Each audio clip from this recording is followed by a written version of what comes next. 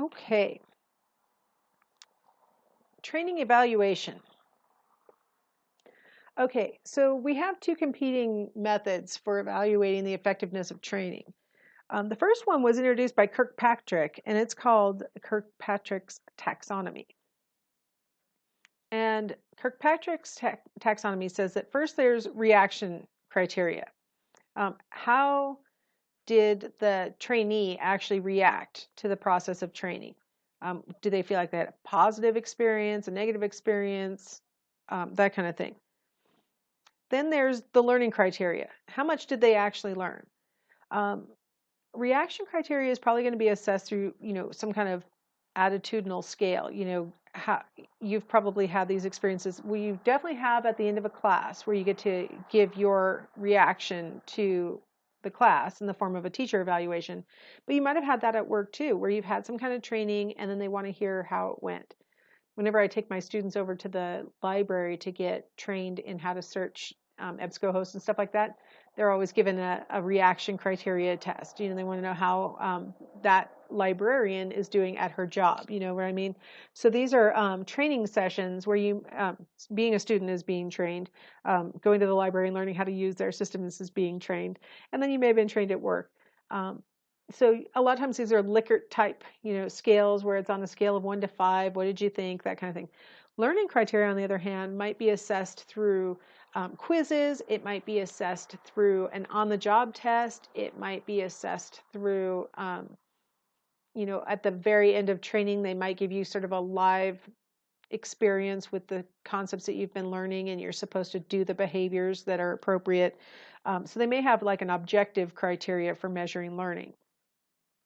Then there's the behavioral criteria, which refers to once you're back on the job, has your behavior actually changed as a function of your training?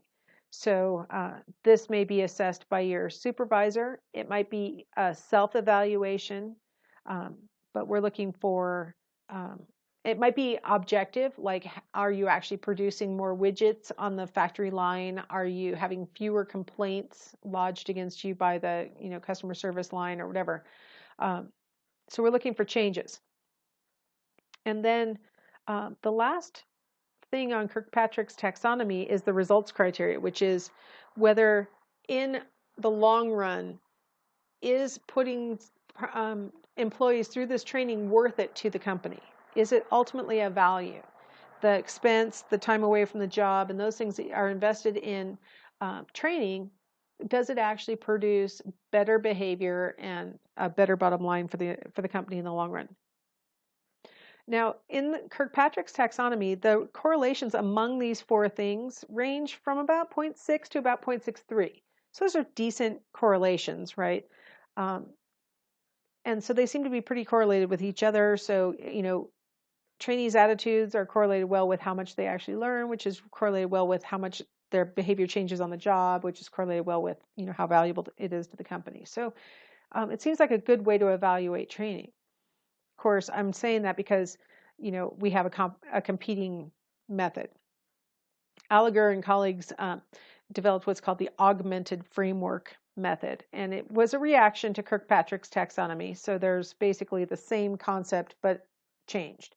So now they call it reactions rather than reaction criteria, and what they're talking about is affective reactions. So we're talking about how the person feels, and then utility reactions, like how much are the training things actually useful? Like how useful do you think the training is to you?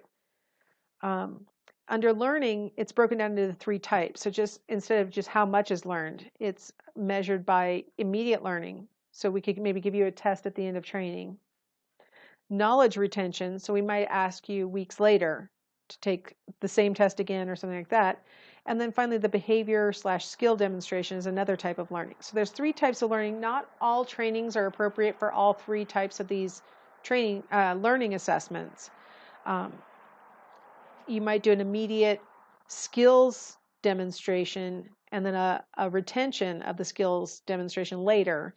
There's a lot of different ways you can mix it up. And so the Augmented Framework's goal was to be a little bit more specific and point out the fact that, how much is learned, as Kirkpatrick called it, is a little bit vague, and maybe we should talk about like specific kinds of learning.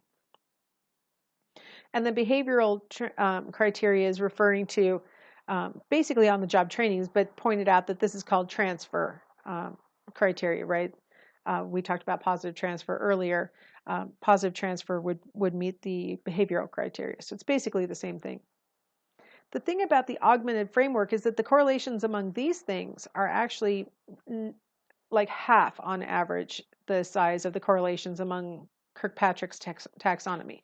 So while they were striving in the augmented framework to become more specific, they actually lost some of their ability to predict or to account for variance by breaking things down further.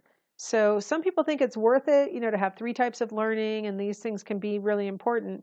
Others have said, well, we might as well just stick with Kirkpatrick's method because it's, quantifiably better.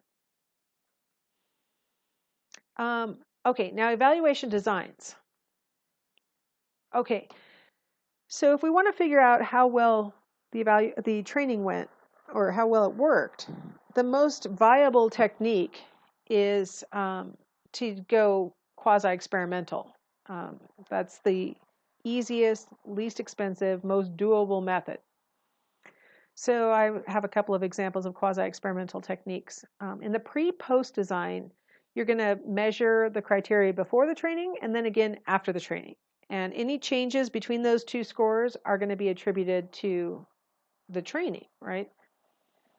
So an example, I made a little table and I'm going to use it again, so that's why stuff's blocked out. But for right now, I just wanted to show you, okay, so we have a pre-test and you get whatever score is. Then we give you training and then we give you a post-test. And if the training actually gave you knowledge, skills, or whatever that you didn't have before, your post-test score should be better than your pre-test score, right? That seems pretty straightforward. So that's one way to assess the effectiveness of a training technique. Another way is the same basic design, but now let's put in a control group. So we've got the pre-test, post-test design, and then we have an experimental group that experiences the training and a control group that doesn't experience the training. So now I'm revealing the whole table.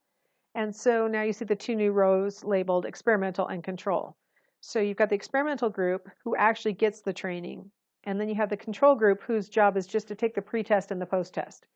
The purpose of the control group in this scenario is basically to show us that taking the pre-test isn't in and of itself enough to produce better performance on the post-test. If the control group gets, you should see the same score in the control group and the experimental group at pre-test. And then if training is effective, you should see a different score between those 2 groups at post-test. If the 2 groups score the same at post-test, you've got a pretty useless training technique and you need to reevaluate. You should see a change in the experimental group and the control group should stay the same. And then another experimental design or quasi-experimental design would be the Solomon 4 group design. This is a costly technique because you need 4 different groups that are each treated differently, but it does produce a pretty good, strong argument for the efficacy of the training. So how does it look? Okay, so on the vertical columns, we've got, did they experience training, yes or no? And then on the rows, we've got, did they take a pre-test, yes or no? So now within each square, we've got the yes, yes. So we have that group of people who took a pre-test and got trained. Then to their right, we have the yes, no's. So we have the people who took a pre-test but didn't experience any training. So that's like the experimental and the control group in my pre-test, post-test design with control group, right? Everybody took the pre-test, some got trained, some didn't. But then what Solomon 4 group design adds is that no row. So now you have people who did not take a pre-test but did take the training, and you have people who did not take the pre-test and did not take the training. So now you can really parse out whether the training is what led to any changes in behavior, or if the act of taking a pre-test is what led to the change in the behavior. So the Solomon 4 group really eliminates a couple of rival hypotheses and really lets us hone in on whether the training is effective. It's more costly than the other designs because you need 4 groups instead of 2 in the pre-test, post-test with control group design, or 1 group if you just do the pre-test, post-test, and everybody got trained.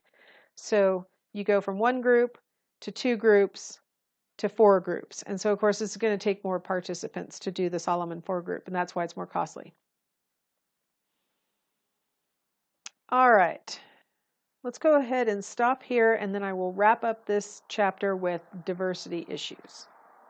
You know what? Yeah, let's do that. Okay, let's do that.